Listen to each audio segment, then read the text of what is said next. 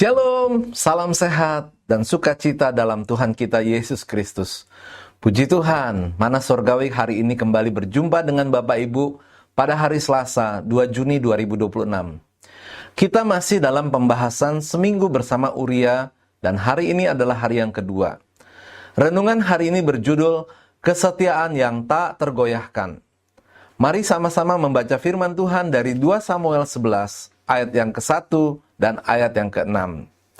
Pada pergantian tahun, pada waktu raja-raja biasanya maju berperang, maka Daud menyuruh Yoab maju beserta orang-orangnya dan seluruh orang Israel. Mereka memusnahkan Bani Amon dan mengepung kota Raba, sedang Daud sendiri tinggal di Yerusalem. Lalu Daud menyuruh orang kepada Yoab mengatakan, "Suruhlah Uria, orang Het itu datang kepadaku." Maka Yoab menyuruh Uria menghadap Daud. Satu hal yang sangat menonjol dari diri Uria, orang Het adalah mengenai kesetiaan.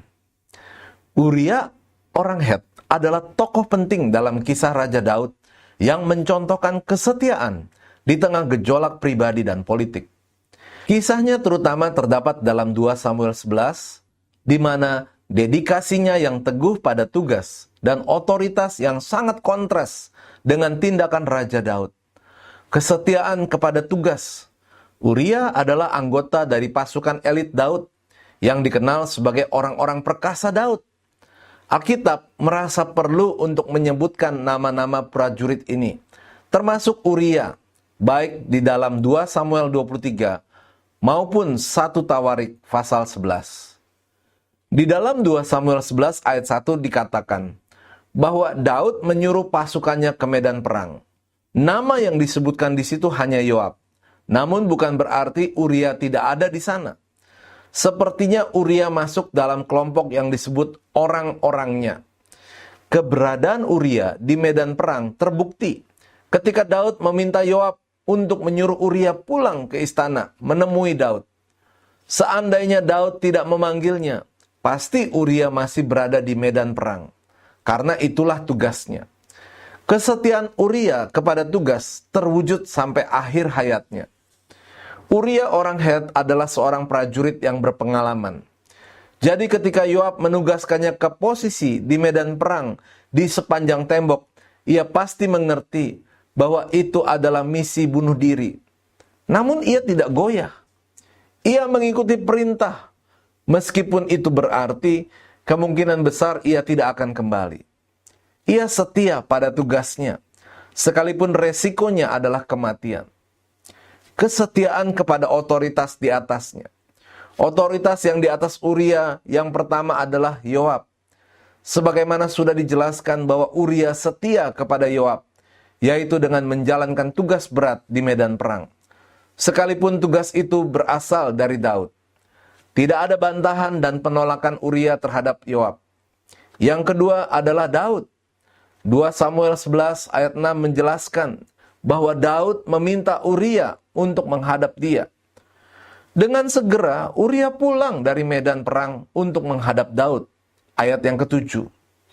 Ini bukan berarti Uria tidak setia kepada tugas. Tetapi dia sadar bahwa perintah raja di atas segalanya. Oleh sebab itu Uria tidak menunda-nunda perintah Daud, karena dia setia kepada Daud.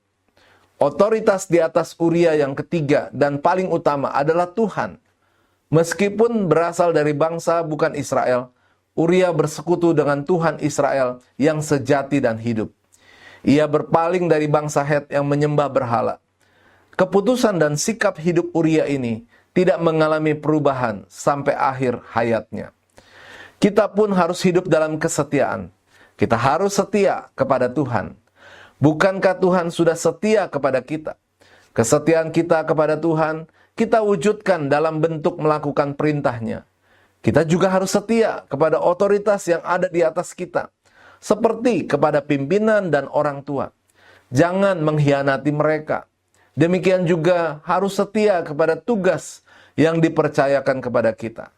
Tuntaskan tugas kita. Kata-kata bijak, salah satu wujud kesetiaan kita kepada otoritas yang ada di atas kita adalah melakukan tugas yang diberikan mereka. Bapak Ibu, mari kita sama-sama berdoa. Tuhan, ajarku untuk hidup dalam kesetiaan, sebab kesetiaanku akan membawa keuntungan baik bagi diri sendiri maupun bagi sesama.